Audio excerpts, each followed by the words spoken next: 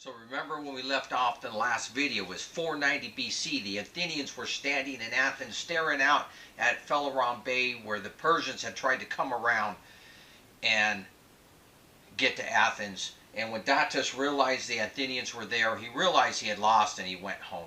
Now, we're going to cover in this video Thermopylae and Artemisium. So, let me just say this, and I might have mentioned in the last video, but I want to make sure. I look at a lot of different historical accounts, and a lot of stories vary, a lot of stories change. Even Herodotus changes a lot of accounts within his stories. So I like to look at a lot of different accounts. I do all the research, all the work, and then I bring it to you as best as I can determine what the events are. And it's been suggested by Herodotus and Acilius. Remember, Acilius was the playwright. He was actually at the battle of Artemisium and Salamis, and he wrote the play, The Persian, about the events that took place at Artemisium. So, but he's not really writing history. It's a play, and it's theatrical. So, anyways, these two writers had suggest that the Persian kings were inept or even comical. Well, by all the actions that I see the kings taking, because remember, I like to look at what the leaders do, and their abilities. I would suggest, no, I don't really see them that way. I see these Persian kings as very, very capable rulers. So, for example, let's start with Darius. Darius was not at the battle, first of all, of Marathon. So, he just sent Darius over there and Artemisium. He was putting down a revolt in Egypt. Now, remember, it's 490 BC. 486 BC, Darius dies and his son takes over. His son finishes squashing the revolt at Egypt. Now, at this point, what is taking place? Now, we have different accounts here again.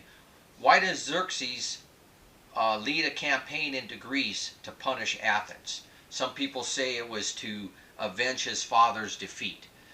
Others say it was Mardonius who persuaded him. I'm going to tend to believe and go with probably more that Mardonius was persuading Xerxes. But at the same time, I'm sure Xerxes wanted a great victory to prove himself a powerful king and to have punished the Athenians.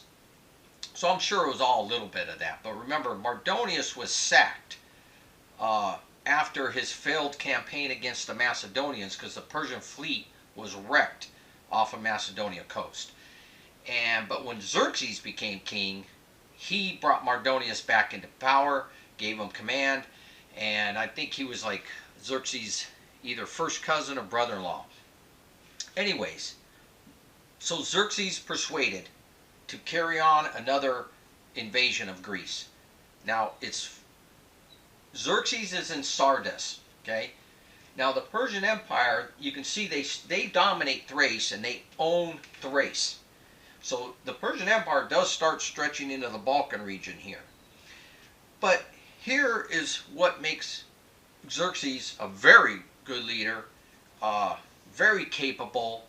He gathers an army, the largest the world has ever seen, from all over his provinces. The organization and the skills and the ability to do that, and for people to follow a king, and because he's invading a country thousands of miles away that these people really have nothing to do with, takes leadership. That means Xerxes had power and had leadership skills, first of all. Then, not to mention that the Persians had no fleet of their own. They had to gather fleets from all their territories, and they had to build them. And mainly from the Phoenicians, there was Cilicians, there was the Ionian Greeks that started this revolt, the Egyptians, the Thracians here that were, Greek, more Greek than Persian. They gave ships. The Aegean Islands here contributed ships. So to gather this multinational force really shows Xerxes, first of all, I think, as a person that people followed. So he's sitting at Sardis. He spends 3 years. He's constructing ships, and most importantly, here's another thing Xerxes does. He's leaving nothing to chance. He's assembling the biggest army, the biggest fleet. But in this area right here, Macedon, where the ships were destroyed before, it's the Athos Peninsula right there. He spends 3 years cutting a canal through that peninsula. Now, this canal right here is the Corinth Canal, because there is no canal there on that peninsula anymore.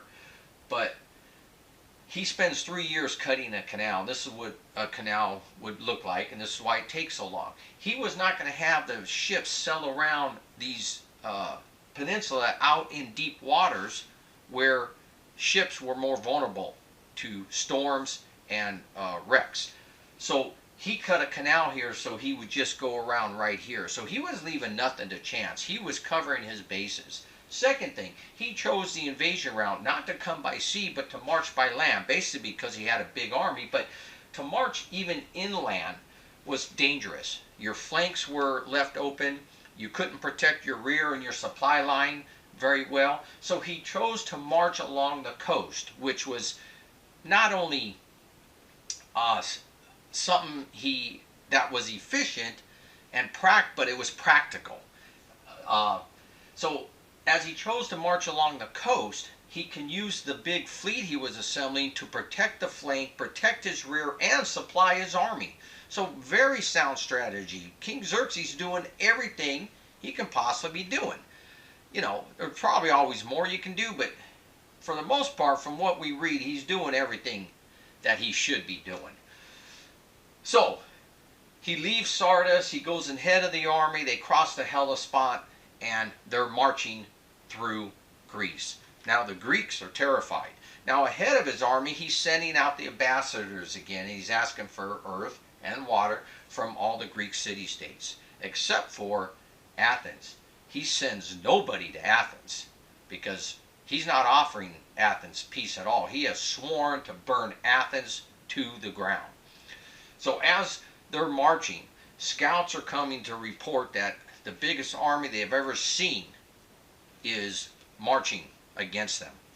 And you know, Herodotus describes stories as they're drying up rivers and they're drinking all the waters, and it took them 7 days to cross, you know, the Hellespont, and you know, blah blah blah. So what are the Athenians doing? Since they're the target, they're trying to organize and assemble the Greeks. Remember, the Greeks are so disorganized as far as the country as a whole goes, and they were not united, and they couldn't stand each other, and they warred and fought all the time. And he decides, the Athenians decide, let's try to gather everybody for a meeting, decide how we're going to do it. And Spartan agrees with them. So they gather at Corinth. This is the old ancient city of Corinth. This is the temple of Apollo. And here they gather, and they're deciding how to deal with this Persian invasion. Now, since Sparta's involved, a lot of the Peloponnesian Greek city-states go with them, and people just, hey, if the Spartans are going, we have a chance, we'll follow them. The legend of the Spartans is already famous. They're a Goge system. What you've seen in that movie, like 300, is pretty true. They're a Goge system and how they trained their guys. They were an elite force. Now, we'll talk more about the Spartans, but when people hear that the Spartans are going, you know, other Greek city-states follow. So they're sitting here and they're deciding how to best handle this. And they decide that they're going to go to Thessaly. And in Thessaly, they're going to put up a stand at the Val of Tempe. That's where they'll put up their defensive position. Now, as the Persians are marching, the Macedonians submit. They're all on their side now, and they're heading into Thessaly. And the Thessalians say, hey, this is great. We're going to defend where our area is. We will side with the Greeks, and we'll fight against the Persians. Okay, everything's great. One other problem still. Remember, these guys don't like each other. The Peloponnesian countries and the Spartan ships commander would not sail under an Athenian general, because what they decided here was that King Leonidas would be in charge of the land forces of the first defense, and Themistocles would be in charge of the naval force. But Themistocles is an Athenian. The Spartans didn't like that, So they had to put Eurybiades in charge. He was a Spartan admiral, and so he was in charge, and Adeimantus was in charge of the Corinthian contingent. So they both agreed that they would go under Eurybiades. Now, Eurybiades, on paper, was in charge, but Themistocles was really the force behind this, and he was going to make sure that the Greeks didn't run and that they fought. And Themistocles is a whole nother story here. Very strange character, and he was exiled after all these events because, you know, of his strange dealings, and you know, almost thought he was a traitor and blah blah blah. And there's some things that take place here that I'll show you. So anyways, they decide, okay, Eurybiades is in charge of the fleet, so they set out. So the Persians are coming, the Greeks are moving, and as the Greeks are marching, scouts come back to King Leonidas and they say, hey man, we cannot defend at Tempe. It's undefendable. So Leonidas chooses the pass of Thermopylae, because he knows as the Persians are marching along the coast, they're going to have to come through that pass. And he says, look, give me 1,000 Greeks and I'll hold this pass. So some accounts you'll read is the Greeks, or legend may put it, that the Greeks were on a suicide mission here, and you know, like, oh, some great suicide mission, but that is not true at all. Nobody believed in a suicide mission. King Leonidas, and Herodotus records an account that he has with his queen about telling her that, you know, basically he won't return and they're going and they will die. And now it's just because of the Spartans' tradition and what they're trained to do. They will never run, they will never retreat. He knew the Persian army was so huge, yeah, he probably wouldn't come back, but it was by no means a suicide mission. They believed in stopping the Persians, and King Leonidas believed they could stop them at Thermopylae. Now, 300 portrays King Leonidas as this great, you know, warrior. He had great heroics and courage and honor in battle, which he did, but again, just nobody special, and he was probably closer to the age of 60 by the time this was happening. So even though he only said he needed 1,000, you know, he got like close to 7,000, a little over 7,000 troops went with him to Thermopylae, and he reaches Thermopylae. Now you can see Thermopylae here, the coast, the Athenian fleet is going to protect his flank in between the mainland and Euboea right here. Perfect spot. So Thermopylae has a little pass, and the ships are going to fight in a narrow pass. Perfect to take away the advantage of the Persian numbers. So very excellent strategy. This is what I'm talking about when they say the Persian kings were inept. But it had to do with Greek strategy too. They picked very good spots to fight at. We're going to deal with the Battle of Artemisium first. And as the Greek fleets are coming around and they notice the Persian fleets, and there's a storm coming. So as the storm comes, they have to go into port.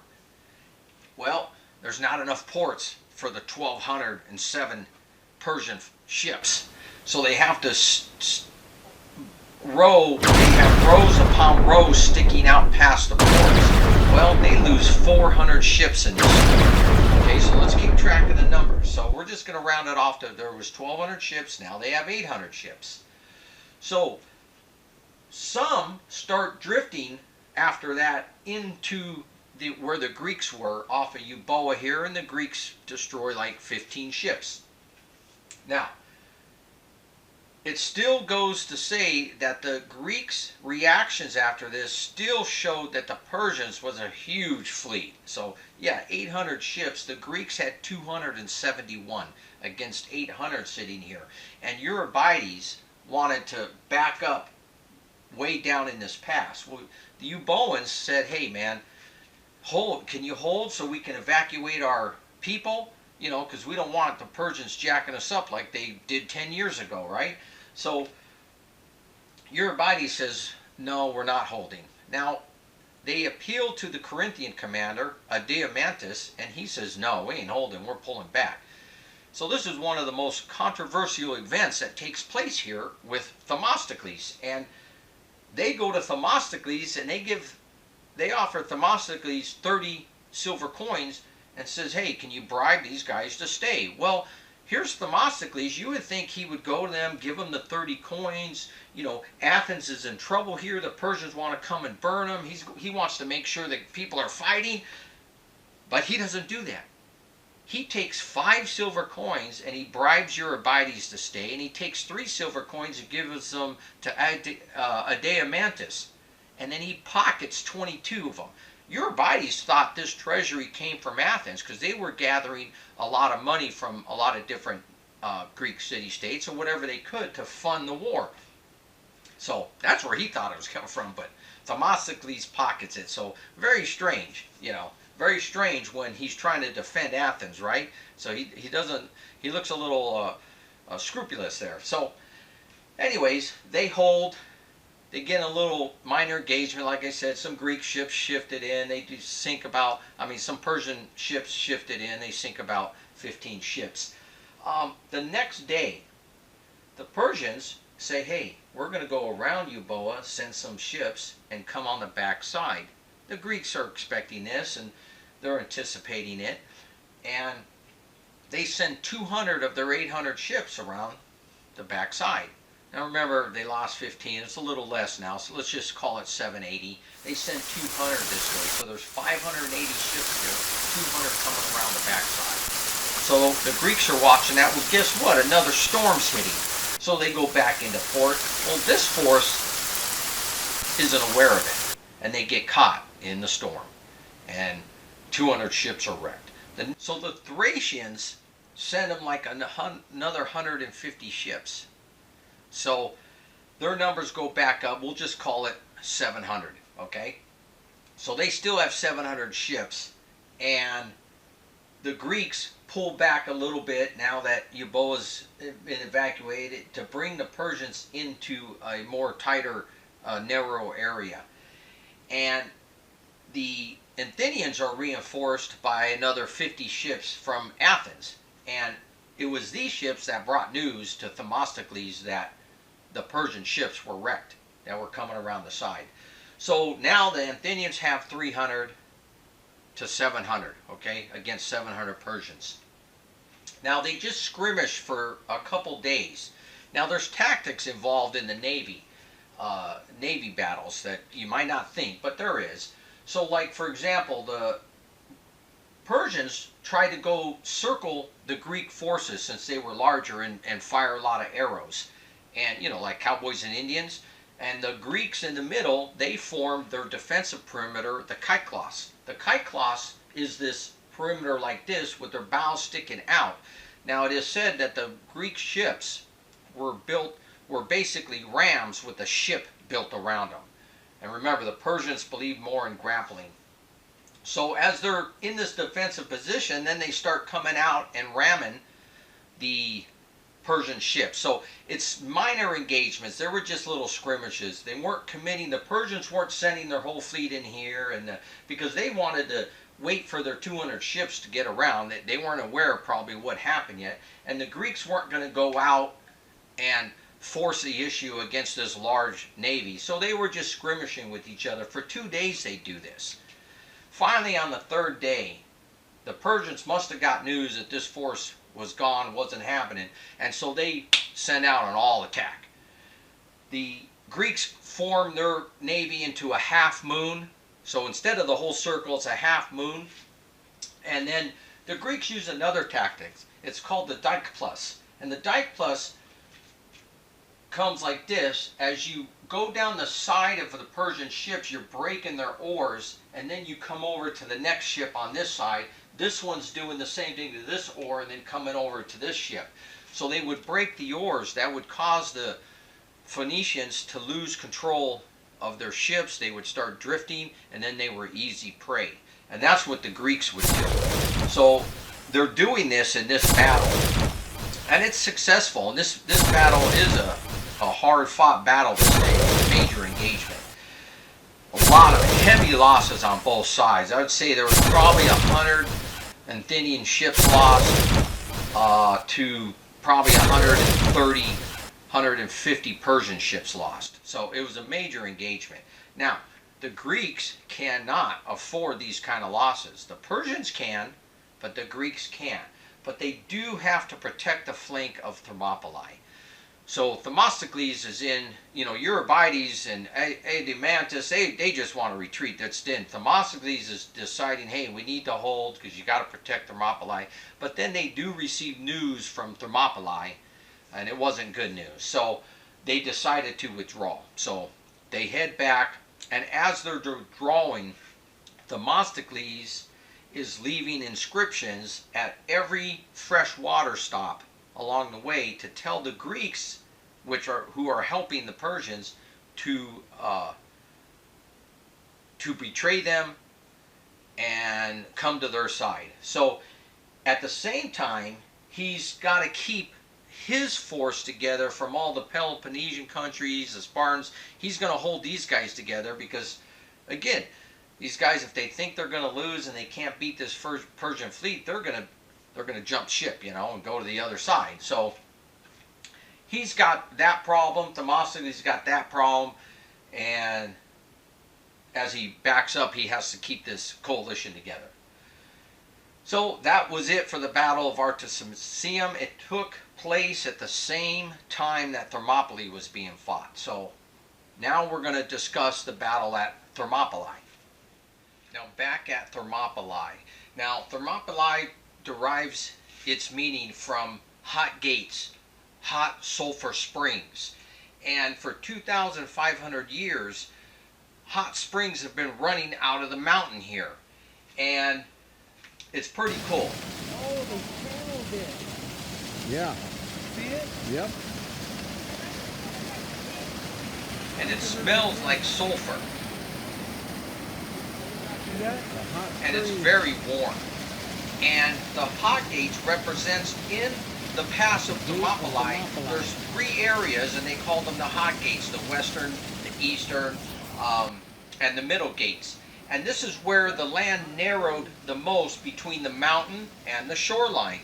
And it was the middle gate that Leonidas put up his stand. Here at the middle gate, it's where the locals have made defenses before for fighting. And this was the wall, they call it the Fujikin Wall, and it's in disrepair. But the Greeks set about rebuilding it right away. Now, I want to show you this shot. This shot is me standing on Kolonos Hill, and that's where they believe around the area where the last stand would be. Kolonos Hill, I put this mark here. From here, this is where the Malian Gulf shoreline is today. It's a mile, maybe 2 miles out. Then I put another mark right here. This is the road that goes by Thermopylae. This is where the water line would be at 480 BC. So you can see how much this water has receded. So that's what we're looking at here, the difference here. So it's what we try to put together by reading all the accounts from history. So this part here, I'm standing on the road and I'm shooting my picture toward the mountain. And the closest distance in the middle gate area would have been about 49 feet, they said. And there was a Greek guide there, and he had said that it took about 57 or 67 soldiers, I can't remember, to cover the width of the pass from the shoreline to the mountain. So that's all it took. So this is where King Leonidas was holding up. Now, let's look at the Persians.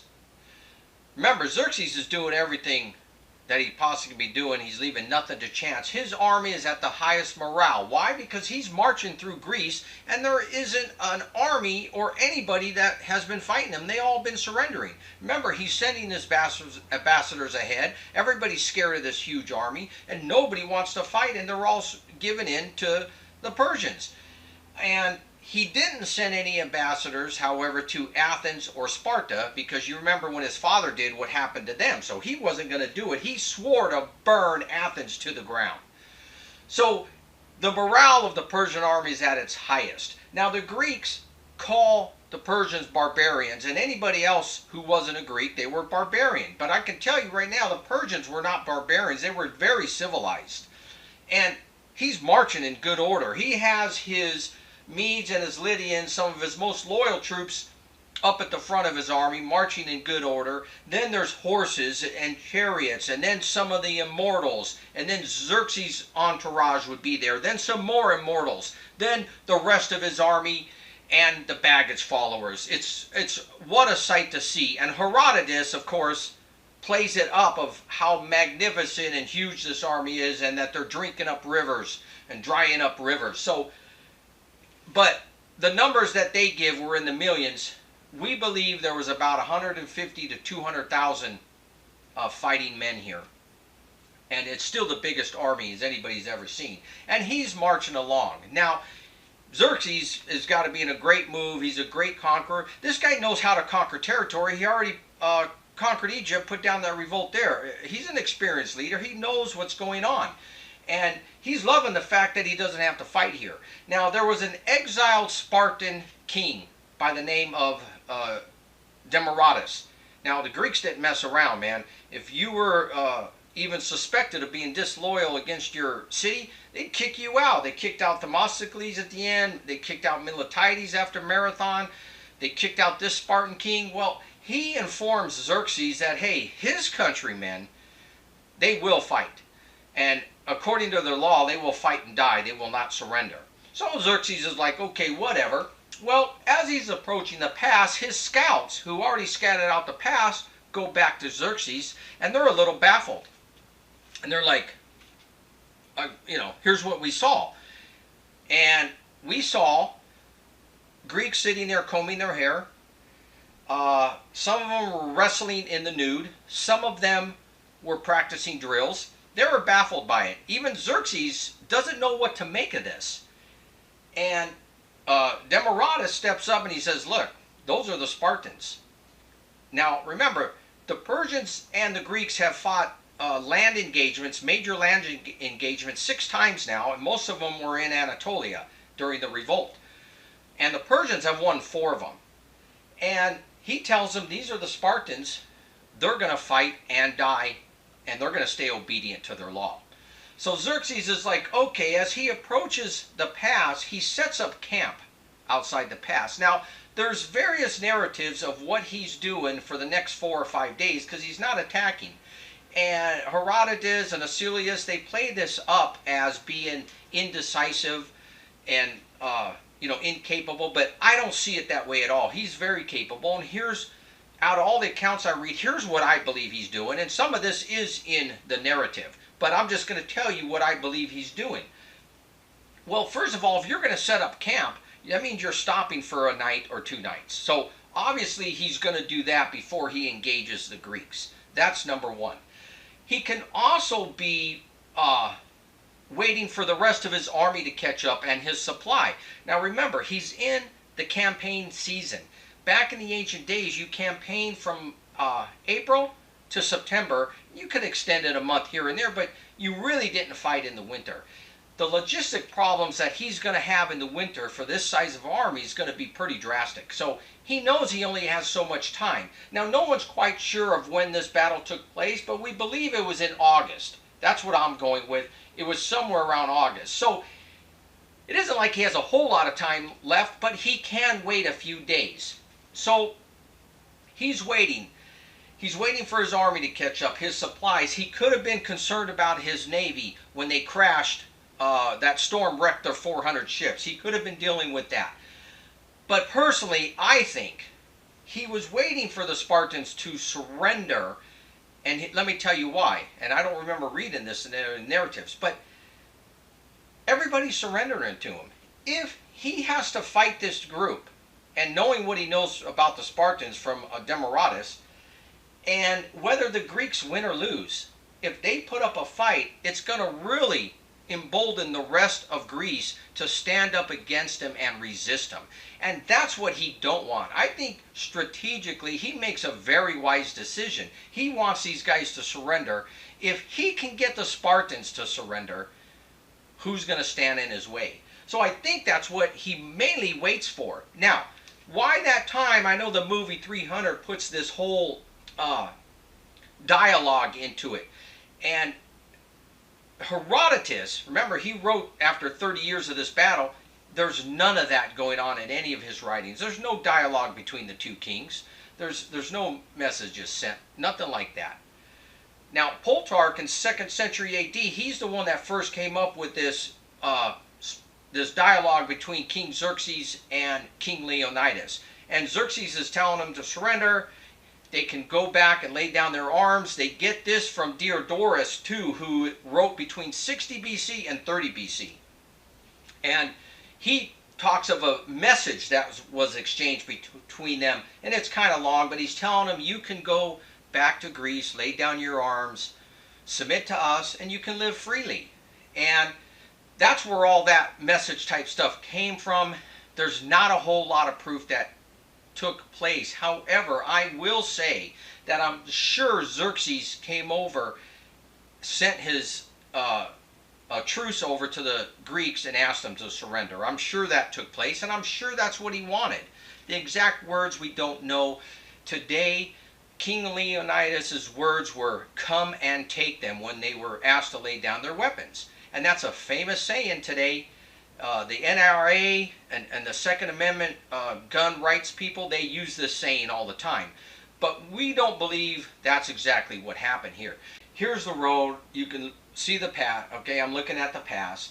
Now, another thing Xerxes is waiting for is, now, the reason Xerxes is waiting also is he knows the Greeks have an advantage. He knows the hoplite tactics. He knows how good they are.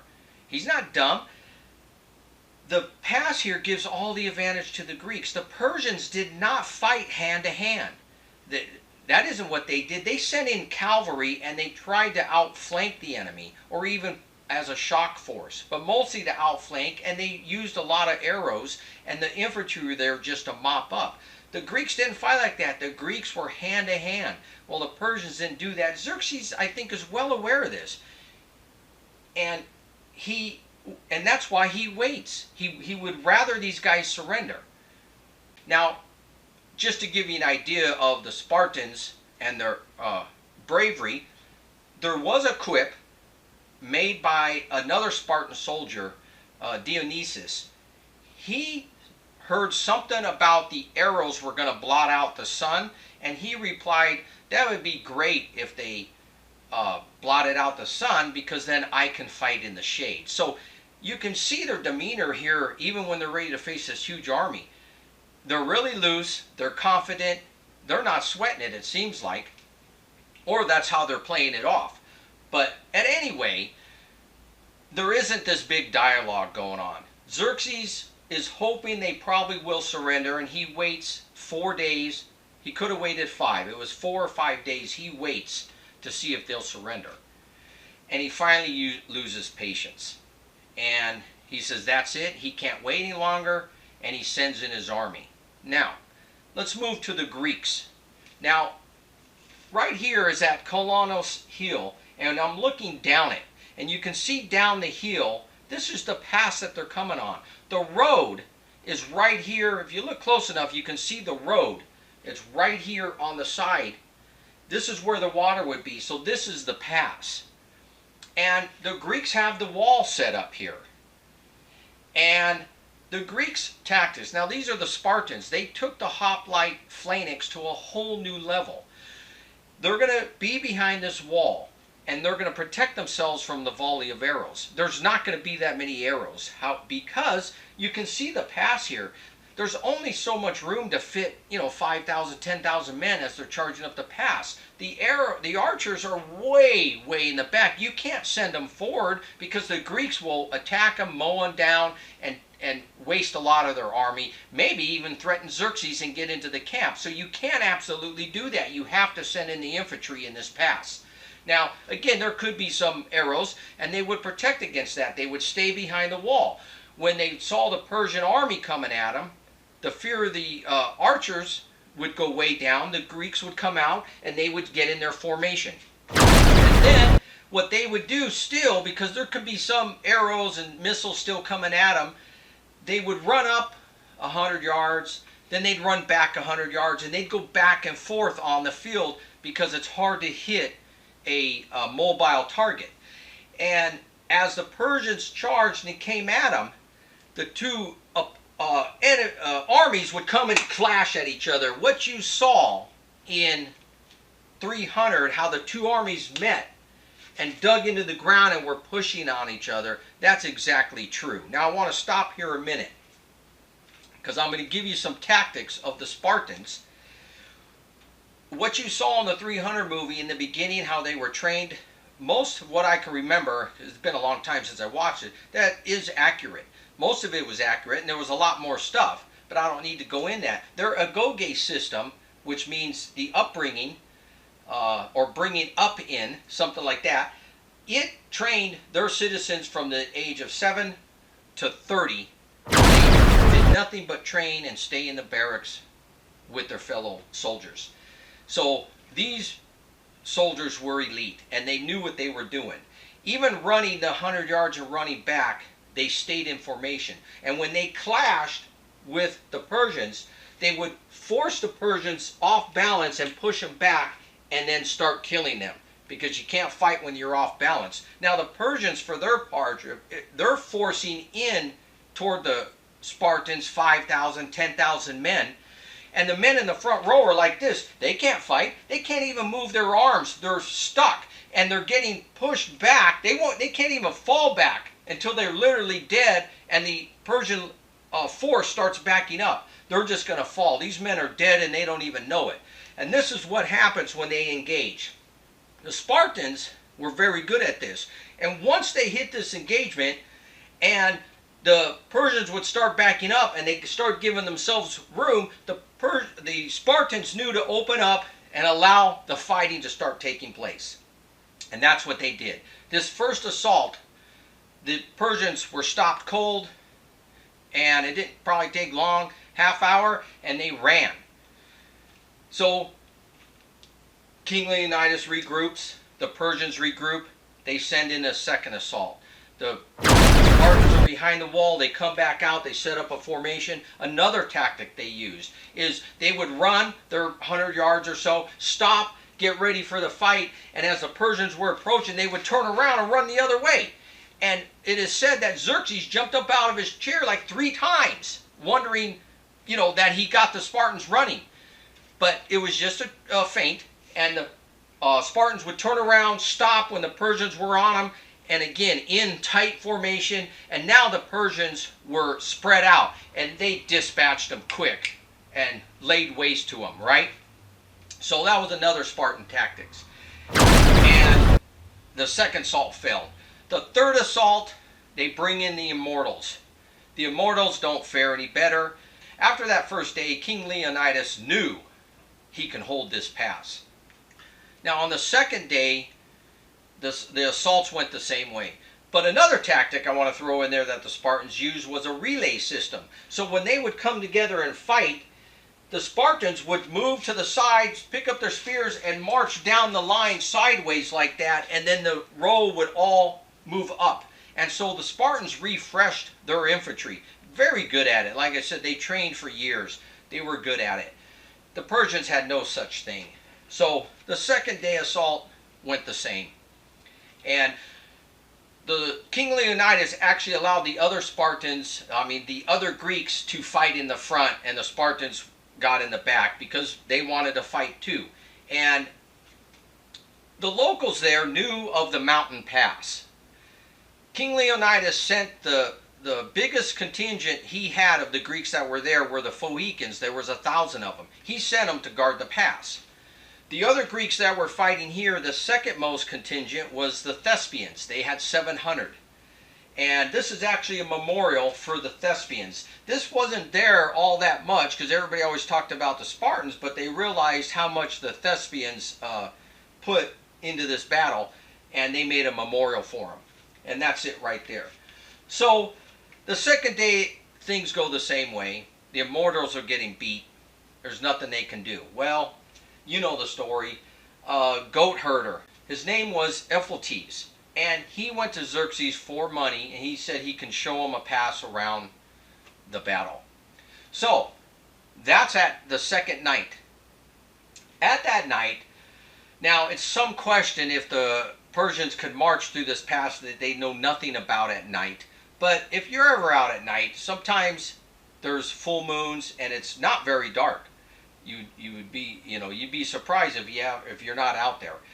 But if there was no moon, it would be pitch black. So I can see that happening. So maybe it was early morning hours and maybe it was early in the evening. I tend to think it was more early morning hours, probably a full moon and the sun was just coming up, because it took the Persians until mid-afternoon to actually get out of there. So I have a feeling it wasn't actually at that the second night, evening. It was more in the early morning hours that they started going through the pass. Well, the Phoenicians were taken by surprise. They were shocked that the Persians even showed up there, and the Persians didn't engage them. They just shot a bunch of arrows at them. The Phoenicians ran up the hill. Now Mardonius does the right thing here. Again, every move the Persians are doing are good. He does the right thing, and he doesn't chase them. He says, let them go. We're going down the pass. Okay, so that's the end of that. So here we are. We're at the pass. It's the third day. King Leonidas is informed in the morning that the Persians are coming around the pass. So at this point, the Greeks all get together, and they're going, we got to get out of here. We can't hold the pass anymore. Leonidas knows this, and this is where some of that Leonidas or the Greeks, was on a suicide mission. No, that's not true. I disbelieve that all the way. These Greeks wanted to get out of there, but Leonidas chose to stay. It's not a suicide mission. He knows once you get out of that pass, the Persian cavalry is going to mow you down. I mean, anybody would know that, and him being the commander and the leader, he understands that. You can't allow that to happen at all. And his law says he don't surrender and he don't retreat. So, he tells the Greeks, go ahead and go. We'll stay here for as long as we can. And the rest of the Greeks get up and go. But he tells the Thebians, who has the third most largest contingent of Greeks there at 400 hoplites, he says, you guys stay. Now, there's another story with that we'll get into. And the Thespians, who have 700 hoplites, remember, they volunteer to stay because they find it an honor to fight next to the Spartans. So the Spartans also have their militia there. There's probably a couple thousand militia. Those are the light infantry that just throw spears and stuff. So there's probably, 2,000-3,000 Greeks, maybe 4 that stay behind here. So at this point, the Greeks haven't lost very many men. Herodotus says you can't even count the dead of the Persians. So the third day, King Leonidas knows it's done. He changes his tactics. Today we'll attack. He's not going to wait for them and fight defensively. He's going to go attack them, maybe catch them off guard, maybe even kill Xerxes. As he was sending the Greeks off, he sent 2 Spartans home. One of them he sent home to go tell the Spartans that we're going to stay here obedient to our law.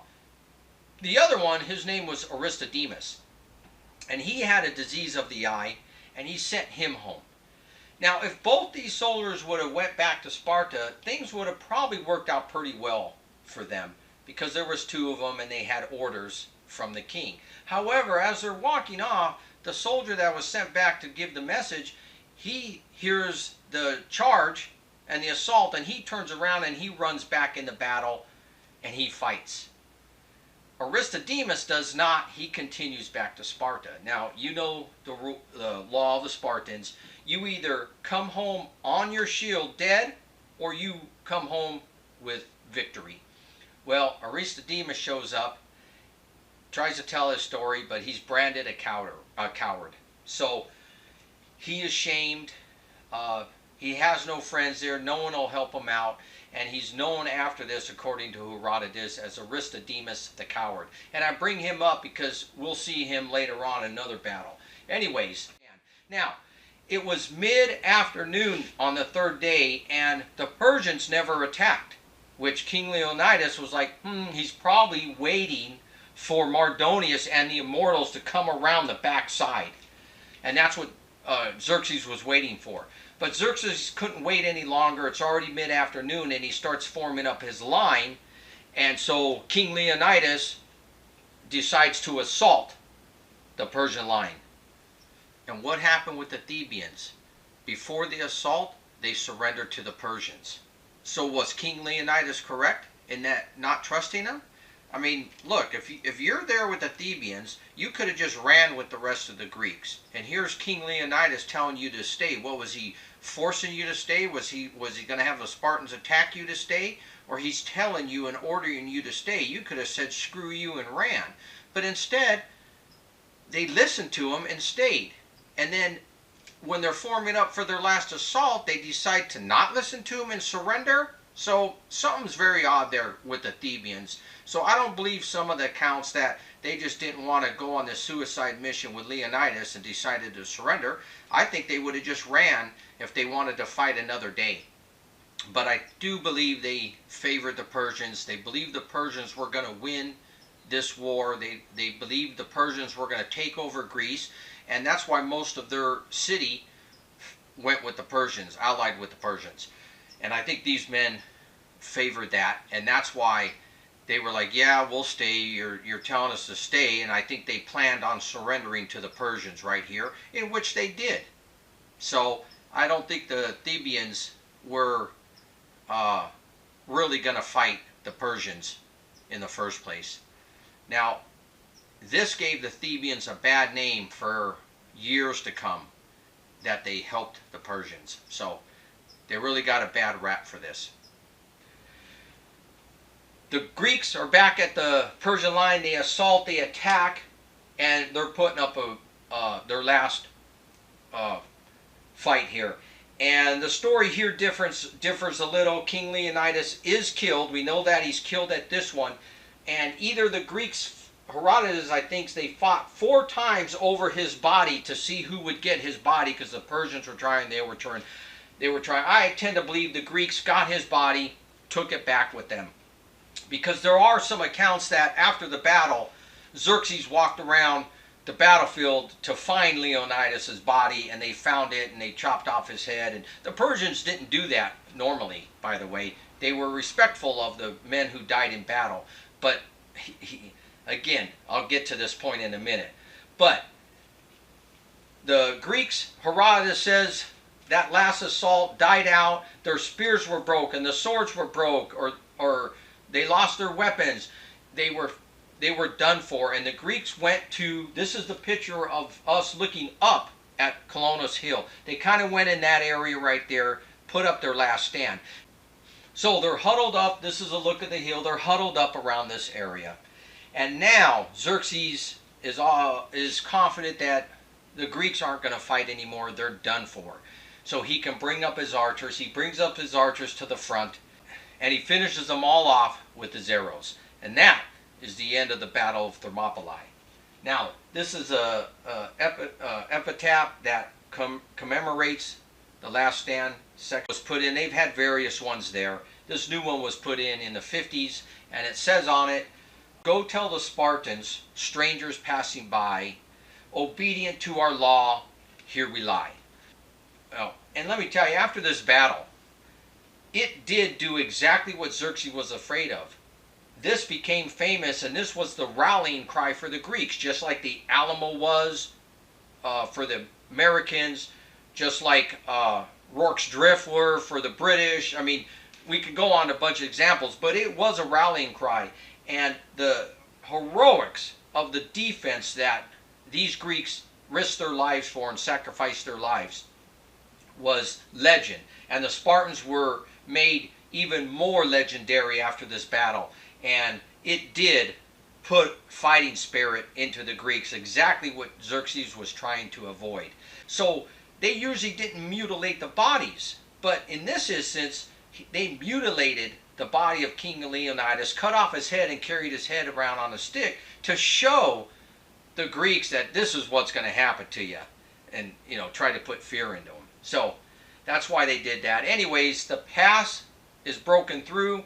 The naval contingent where Themistocles is fighting, they hear that the pass can no longer be held, and the ships leave, so everybody starts retreating, and the Persians have broken through. Our next battle will be the Battle of Salamis.